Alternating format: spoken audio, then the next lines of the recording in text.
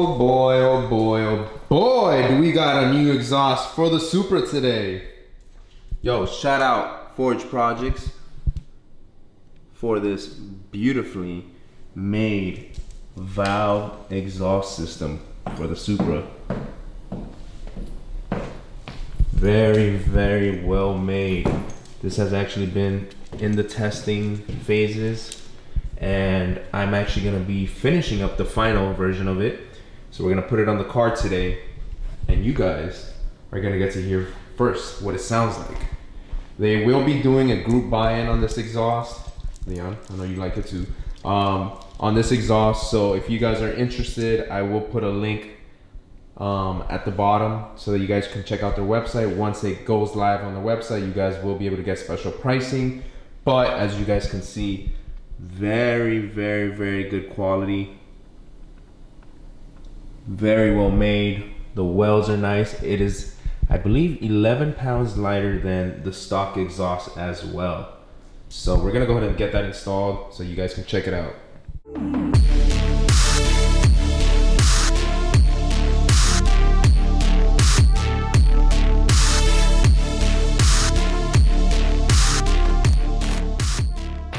Now, what I was looking for in exhaust, I want a very nice sounding exhaust. I wanted obviously something that was gonna be a lot lighter than the stock exhaust, and I wanted something that was gonna either retain the original valves or have some kind of valve feature built into it, because if I'm coming down my neighborhood, I don't wanna be that rude neighbor, and it's just cool having the comfort of being able to close your valves whenever you want and have a cool, comfortable drive, and then be reckless race car status when I'm, driving in the streets.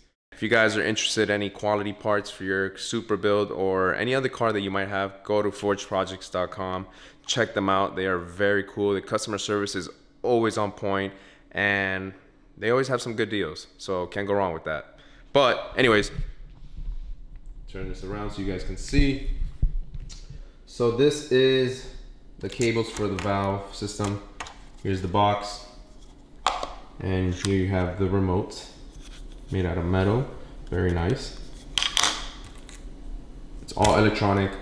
And then as far as the power source goes, the battery is in the back of the Supra, so I will just be opening this up because inside it's just a black and red. So obviously power and ground, we're gonna go ahead and splice into that and connect that into the battery in the back. Very simple install.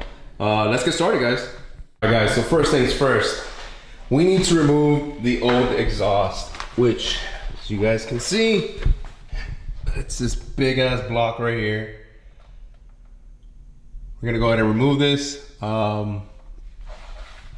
gotta first take off these hangers right here. Then we gotta take out that metal brace, aluminum brace right here. Otherwise we're not gonna be able to pull the exhaust down. And then there's one more up front hanger that we gotta remove.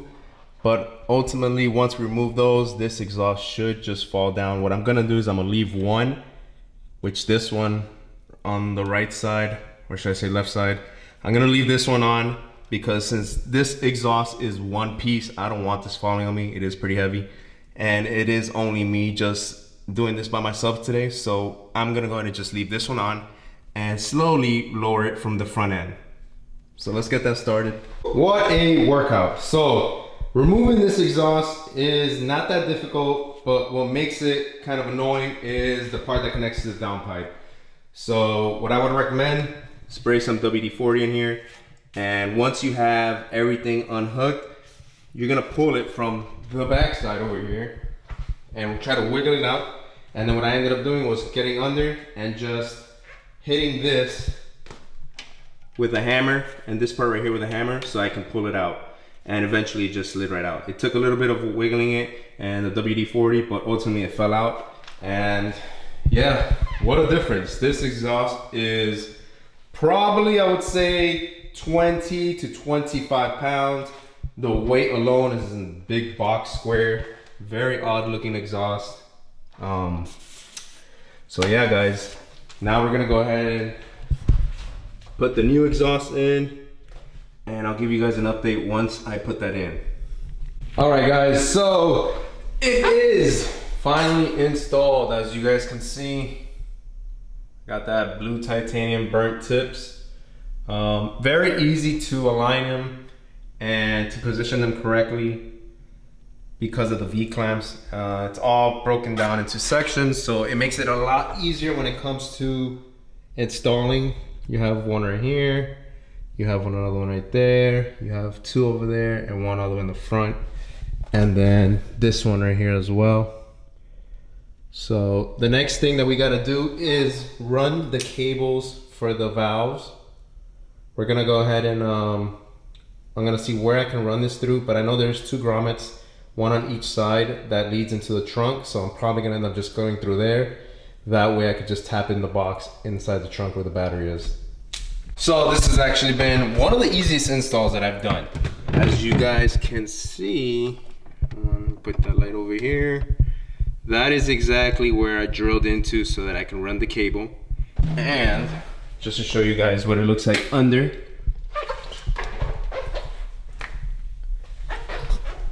The cable runs from right here and it's gonna go under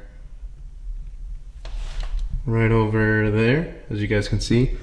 I'm gonna zip tie this so it looks super neat and tucked in. Pretty much it's gonna go behind the heat shield right here, and I'll have it zip tied on the hanger right here as well. So now that we have everything wired, as you guys can see, this one is going into the valve. That one is going to the valve, and then for the power, what I did was on this end, it actually had a 12-volt cigarette lighter plug-in. So I just cut that and I basically ran the black cable into the ground and the red cable, which is right here, into the battery terminal where the red is. That way I could just get straight power from the battery.